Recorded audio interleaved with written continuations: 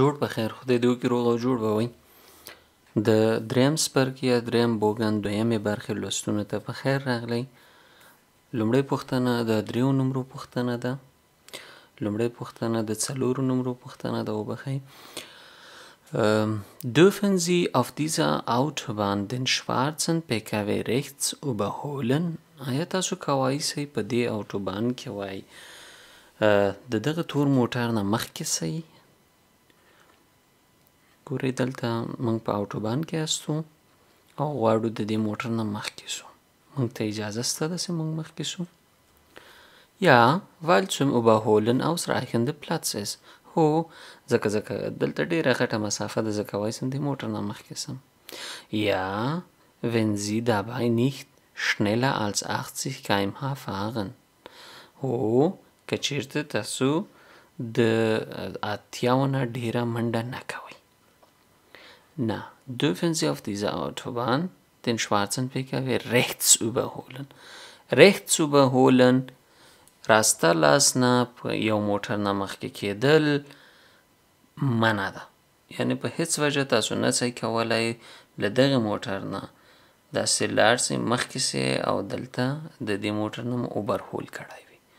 تاسو کولی شئ مخامخ لاړ شئ، خو لیکن د دې موټر نه داسې نه شئ کولی چې په دې شپور کې ځان واچوئ او مخکې شئ.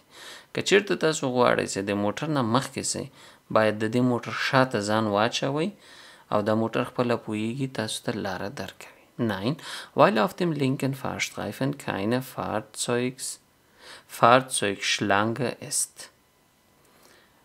دلته یعنی چپ لاس ته دومره ډېر موټر نه دي چې ته ونه شې کولی اخواته لاړ شې او د دې موټر نه مخکې شې.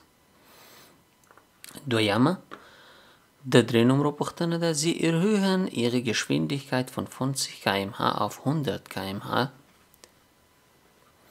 Wie ändert sich der Reaktionsweg entsprechend der Faustformel? تاسو خپل سرعت یا موټر د 50 کیلومتر نه په ساعت کې 100 ته جګوئ، یعنی په 100 کې موټر مو منډه کوي. د ریاکسیونسویګ هغه عکس العمل لاره چې کله یوه پیښه کیږي او تاسو ورته متوجه کیږئ، مخکې له دې نه چې تاسو پښه په پایډل باندې کیږدئ بریک ونیسئ، یعنی دغه لاره څومره ده، که دا 1 ثانیه ده او که دا 2 ثانیه ده، په څومره وخت کې ستاسو پښه پایډل ته رسیږي او په دغه وخت کې موټر څو کیلومتره مخکې ځي یا څو متره مخکې ځي وبخئ. کله چې زموږ سرعت 2 برابره سو، نو همدا د ریاکسیونز لاره یا چې موږ خپل عکس العمل ښیو، څومره موږ تیز خپل حرکت کوو او پښه پایډل ته رسو، دا هم 2 چنده کیږي. دریمه پوښتنه د 4 نمرو پوښتنه ده. Sie haben auf einer Landstraße abgeblendet. ستاسو د موټر څراغونه په یو د هغه شتراسه کې 100 کیلومتره مجاز د سرعت پکې ستاسو څراغونه خراب سو. Innerhalb welcher Strecke müssen Sie anhalten können? په کومه فاصله کې تاسو باید وکولای شئ موټر مو ودروئ. Innerhalb der Reichweite des Standeslicht. د Standeslicht په هغه لیک چې معمولا به غبار وخت کې چالانوي، د دغه په مسافه کې زه باید وکولای شم موټر ودروم. نه، فینلیکس فول چراغ چې څومره فول کې باید دغه مسافه کې زه وکولای شم موټر ودروم. ابلندلیخت د ډیم چراغ په مسافه کې باید زه موټر ودرولی شم. هو ځکه مونږ چې په عادي شتراسو کې یا هم نورو شتراسو کې معمولا مونږ ګرځو، باید ابلند لیک باندې وګرځو، نو باید په همدغه مسافه کې هم مونږ وکولای شو خپل موټر ودرو. Diese Frage wurde richtig beantwortet. 4. پوښتنه. Wann müssen Sie Blinklicht einschalten? کله باید تاسو د خطر څراغونه ولګوئ؟ دا 4 چراغه چې همیشه اشاره ورکوي. بیا Wenn Sie in zweiter Reihe parken, کله چې تاسو غواړئ لکه دلته موټر پارک دی، تاسو هم دلته خپل موټر ودروئ، بیا دا 4 چراغه چالان کې نه. Bei jedem wir oder entladen. هر کله چې تاسو یو شی کته کوئ، یو جنس کته کوئ او پورته کوئ، چېرته موټر دروئ، نو تاسو دا وارن بلینک لیخت einschalten. Nein، له نوم نه پیدا ده وارن بلینک لیخت، یعنی د خبرتیا او د خطر د ورکولو. Wenn Ihre Fahrzeug an einer Stelle liegen bleibt، که چیرته ستاسو موټر په یو ځای کې درېږي، معنی ده چې خراب شوی ده، نور نسي کوی لاړ شي. an der es nicht rechtzeitig als stehendes Hindernis erkannt werden kann. د هغه چا دپاره چې ستا موټر نسي لیدلی په سم وخت کې، نو د څراغ هغې ته دا علامه ورکوي چې دا موټر یا خراب ده او یا هم په ناوړه ځای کې ولاړ دی چې دلته ورته اجازه نشته د موټر ودرېږي. او موټر معمولا په هغه ځایونو کې له دې وجې درېږي چې موټر خراب وي. Diese Frage wurde richtig beantwortet. 5. Påchtene, der 4 Nummer Påchtene. Ab welcher Aufprallgeschwindigkeit müssen Sie mit schweren oder tödlichen Verletzungen rechnen, wenn Sie keinen Sicherheitsgürtel angelegt haben؟ د کومه هغه عادي حرکت کولو نه وروسته کیدای شي خدای مکه د یو مرګوني ټپ سبب وګرځي کله چې تاسو د مسئولیت کمربند یا د موټر کمربند نه وي تړلی. Ab 30 km/h کله چې موټر حرکت کوي او سرعت د 20 نه اوړي، معنا دا چې خطر خدای مکه متوجه کیږي، نو تاسو باید دفعتاً خپل کمربند وتړئ. 6. پوښتنه. bitte اول به ویډیو وګورو. ویډیو starten. یو شپور مکمل بند دی، راسته شپور بند دی او موږ په دویم شپور باندې روان یو. تونل هم دی، پولیسان هم ولاړ دي، د پولیس موټر هم دی، امبولانس هم ولاړ دی، چراغونه د پولیس هم چالان دي، د امبولانس هم. معنا دا چې دلته کومه ترافیکي پیښه شوې ده. پوښتنو ته ځو. Wie verhalten Sie sich in dieser Situation؟ کومه کړنه دلته سمه ده؟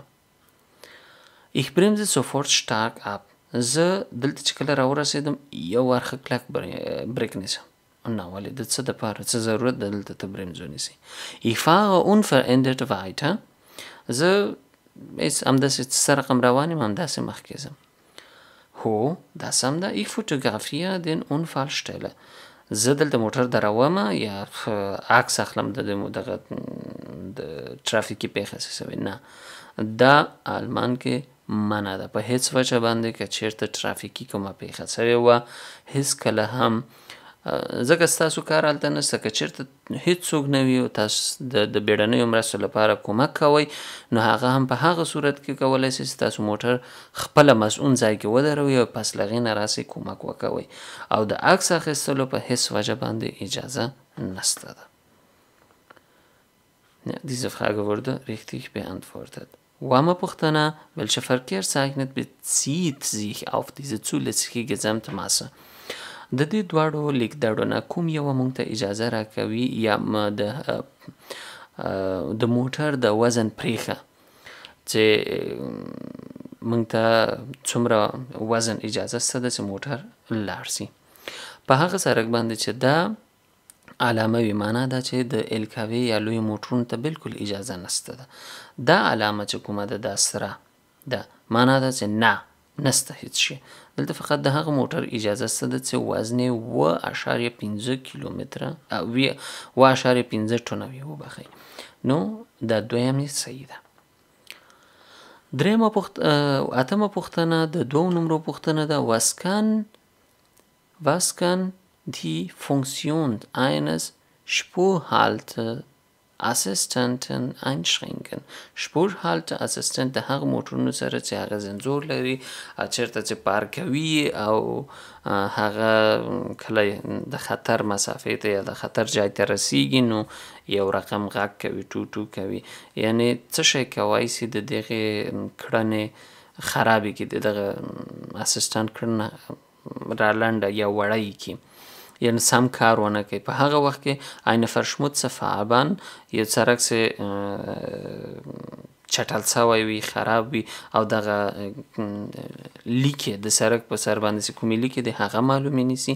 فیلن د لایت پلانکن، لایت پلانکن هغه موانع ده چې معمولا موټر چې چېرته پاکوي په آخر سر کې یو دانه تخته یا هم یو دانه ان چادر یو چی شی ورته ایښی وي چې یو پارپلت بل پارپلت نه جدا کوي. نو وایي که هغه نه وي، نه دا خو هېڅ نه دی، فقط دا فرشموتسه فعبان چې هغه خطونه نه ښکاري. او دلته بیا هم وایي فعلن د فعبان مرکیغون، دلته خو د دې له وجې نه چې سرک خراب ده او مردار ده ځکه د اسسټنټ موږ سره کومک نسی کولی چې موټر ودرېږي یا موږ ته اخطار راکړي، او یا هم د سرک خطونه بیخي پاک سوي وي. Diese Frage wurde richtig beantwortet. Also eine Påstående 3 numero påstående ده. Wie geschieht, wenn Sie mit wesentlich so niedriger Reifenluftdruck fahren? څه کېدای سي وسي کله چې تاسو د لږ یعنې په ټایرونو کې هوا لږ وي او موټر وګرځوئ. Die Fahrstabilität nimmt ab. ستاسو د موټر چلونې یا د موټر هغه نظم چې دی هغه خرابېږي، ټیټ او جګ کېږي موټر. Die Reifen erhitzt sich übermäßig. ټایرونه ډېر زیات ګرم راځي. هو دا دواړه سم دي، دا دریم سم نه دی. Diese Frage wurde richtig beantwortet. Weiter, لسمه پوښتنه. Wann sollen Sie bei Ihrem PKW die Bremsanlage überprüfen lassen? کله باید تاسو د خپل موټر د بریک سیستم یو دفعه وګورئ او یا مستری باندې چیک کړئ. Wenn mein PKW bei einer Bremsung nicht in der Spur bleibt. کله چې زه بریک نیسم او زما موټر بیا هم حرکت کوي او روان وي، درېږي نه. Wenn die Bremskontrollleuchte während der Fahrt aufleuchtet. کله چې زه موټر چلوم یا په موټروانۍ کې یم او یو وار د بریک څراغونه ماته چالان سي، هماغه چراغ ماته چالان سي، د خطر علامه راته راکړي، هغه وخت کې زه باید زر مستری ته لاړ شم او موټر مې چک کولو ته بوزم. Wenn mit einem PKW eine Gefahrbremsung durchgeführt werde. Gefahrbremse هغه بریک دی چې خدای مکړه که خطر پیښ کېږي یا مخې ته څوک راځي او تاسو په پوره قوت او توانایي سره خپله پښه بریک ته ور وړئ او موټر ځای په ځای باندې دروئ. نه، هغې وخت کې نه، ځکه هغه خو بریک دی، باید موټر یې ونیولی سي او څه کوم خاص نه پیښیږي ورته. Ja, diese Frage wurde richtig beantwortet. دا و د دریم بوګن دویمه برخه. تاسو که کوم پیشنهاد او یا هم وینا لرئ کولی سئ موږ ته په کومنټ کې ولیکئ. ډېره مننه، ښې چارې، الله مو مل.